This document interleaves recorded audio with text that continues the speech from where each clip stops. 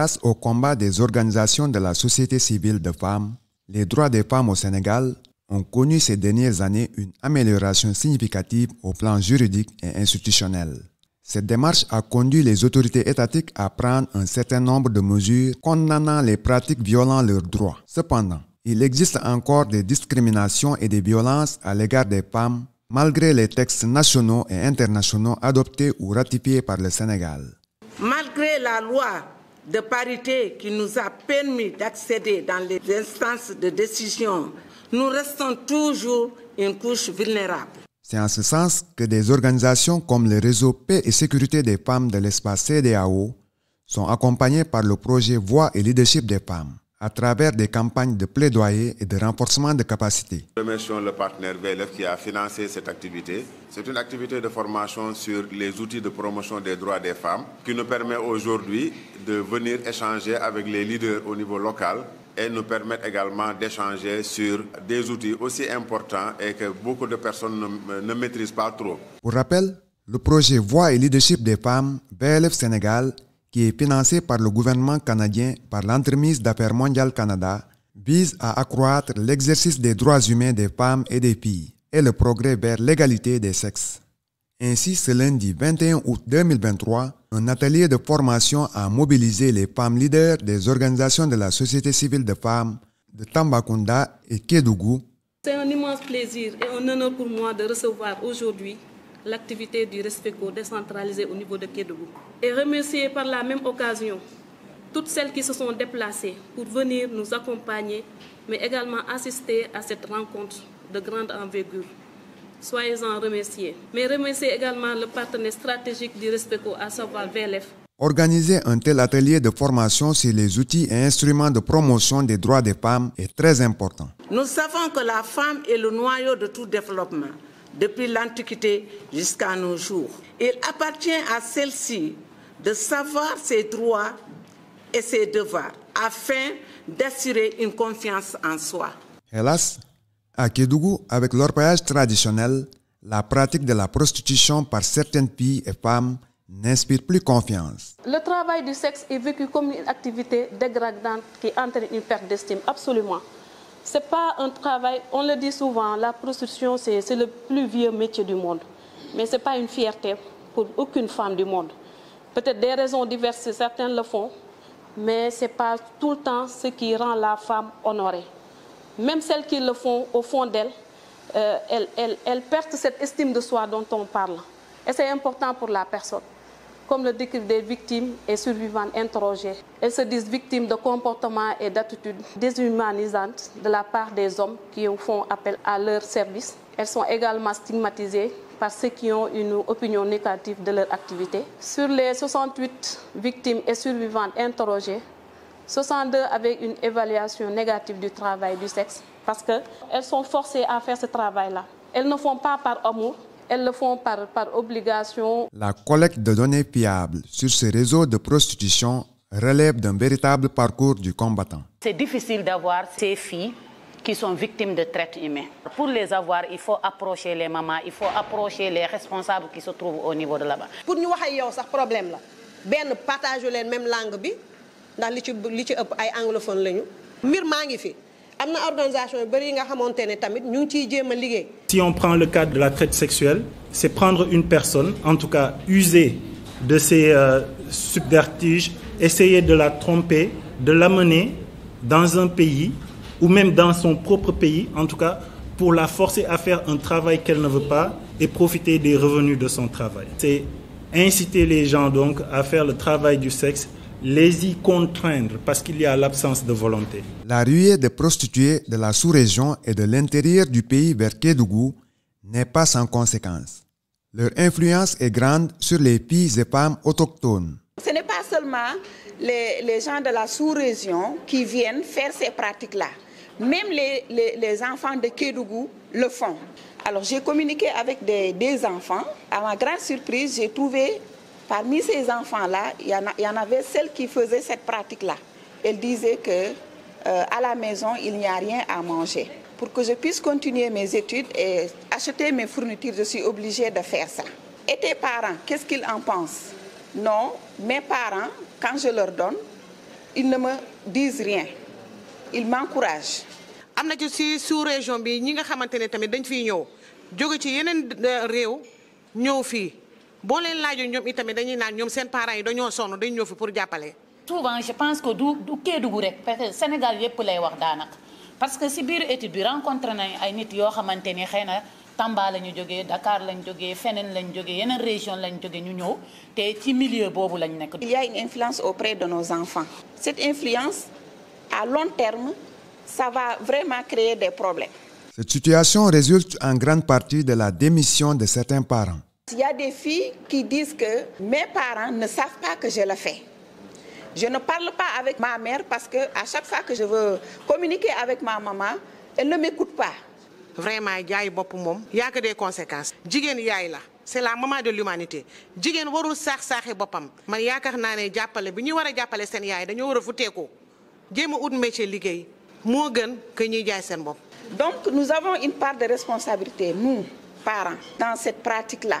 Un enfant qui va et qui apporte quelque chose, qui te donne, tu l'encourages dans ce sens. Je pense que nous avons failli un peu dans l'éducation. Kon ñun jigéen ñi vraiment ñun les mamans nañu gën a waxtaan ak suñu doomu jigéen ñi nañu gën a seetlu suñu doomu jigéen ñi ndax y a beaucoup de papas qui ont démissionné à l'éducation de leurs enfants. Discutons avec eux sur les dangers de ce qui se passe dans la société. ñun jigéen ñi ñun ñoo moom suñu doom yi nañu gën a yaraat suñu doom yi gën a takkaat suñu sër yi gën a sensibiliser gën a waxtaan ak suñu ay doom. te à nous en tant que parents que ñu dellu ci l'éducation de base des enfants ñu delluwaat di waxtaan ak xale yi la communication elle est fondamentale parce que xale yi dañ leen war a jàppale à chaque étape de leur vie. Les organisations de la société civile ont aussi un grand rôle à jouer dans l'atténuation des problèmes découlant de la dépravation des mœurs à Kédougou. liggéey bu VLF di liggéey vraiment liggéey bu mucc ayib moom lay liggéey mais ba léegi mu gën a renforcer les sensibilisations parce que nit boo xamul sa àq ak sa yelleef xam nga doo xam fa ngay teg sa tànk. recommandation bi daal mooy les organisations comme le RESPECO comme le VLF di travailler à voir comment appuyer sur le plan économique et surtout la prise en charge psychologique. Des fois victimes yi dañ leen di lakk dañ leen di def loo xamante ni yow suñ la ko defee sax dootoo ñeme ne xaaral ma dem wax ak tabara wala ma wax ak keneen. Sous un autre registre, la femme constitue une couche très vulnérable, surtout en zone de conflit. dañuy waxtaan ci lu jëm ci wàllu résolution 1325 bu ñuy wax résolution 1325 nag mooy naka la ñuy def ba jigéen gën a mun a am taxawaay bi ci war ci lépp li nga xam ne dafay delloo ci jàmm.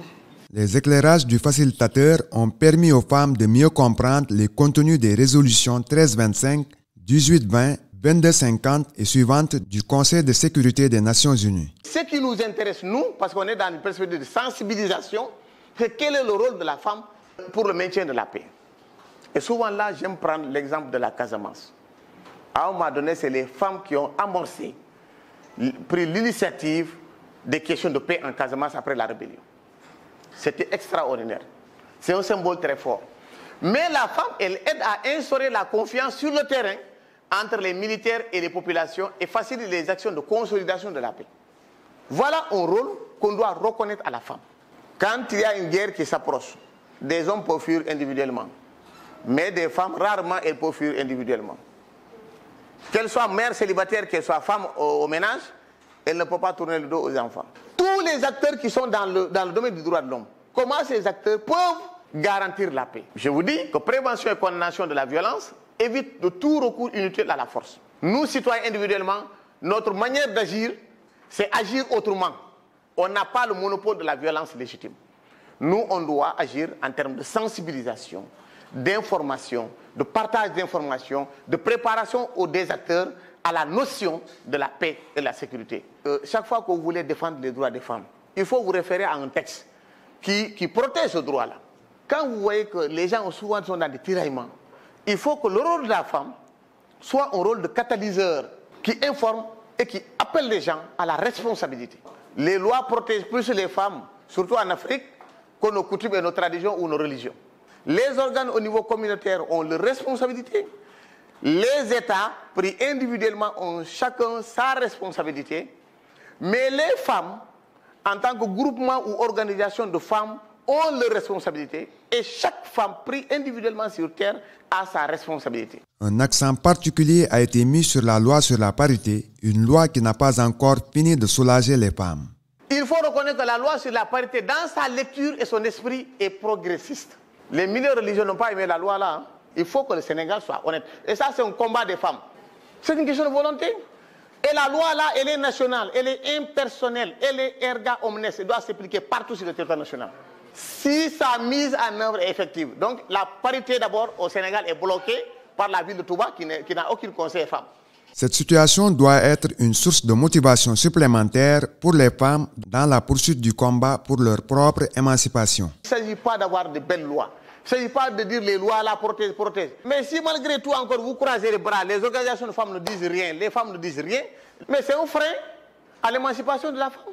Mais il faut qu'à un moment donné, que vous choisissez, soit de rester définitivement dans la société civile, soit de rester définitivement neutre, soit vous dites, il faut que je m'affirme. Le chemin le plus court, comme la loi sur la parité c'est une loi politique, et c'est même mentionné à l'intérieur, les instances sont politiques. Bon, le palais, il n'y a pas deux présidents, il y a toujours un président. Mais si on veut une présidente, si vous n'êtes pas d'un parti politique dans ce pays-là, je ne pense pas. N'attendez pas qu'on vous offre sur un plateau d'argent. Si vous voulez qu'on vous donne tout, vous n'aurez rien. S'émanciper, c'est aussi vivre en toute quiétude, sans aucune pesanteur sociale ou psychologique. Hélas, les violences sexuelles constituent une autre source de démotivation pour les femmes. may rafetluwaat aussi yeneen itam yi nga xam ne aussi teg nañ ko ci muy wàllu viol mooy siif wala sàkku bi nga xam ne ñu ngi koy sàkku xale te ngeen gis ne depuis 2020 fii ci Sénégal dañ ko criminaliser.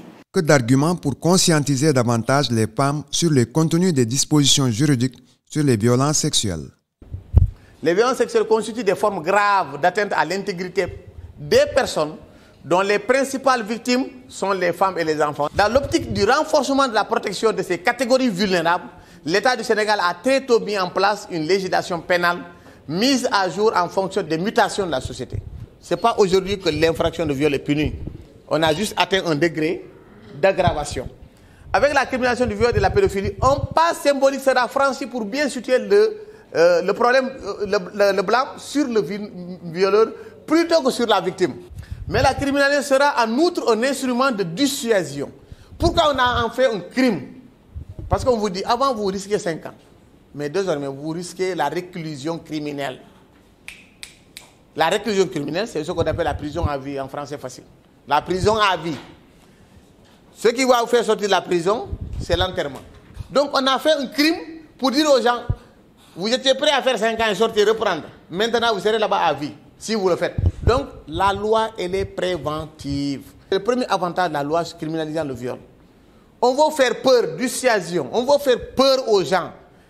Celui qui le fait, vous allez, tu vas passer ta vie derrière les grilles. C'est pourquoi la loi est dure pour les enfants de moins de 13 ans. Et la loi tente à devenir compréhensible pour ceux qui sont au-delà de 13 ans. Parce que vous voyez des filles aujourd'hui qui ont 16 ans, 17 ans, qui intègrent même le milieu de la prostitution, même au tribunal pour avoir la carte professionnelle, ils trompent le procureur. Ils viennent avec un extrait de naissance de 18 ans. Alors que c'est des filles naturellement nées, elles n'ont pas 16 ans. Pour terminer en beauté cette journée, les principaux acteurs nous ont accordé des entretiens.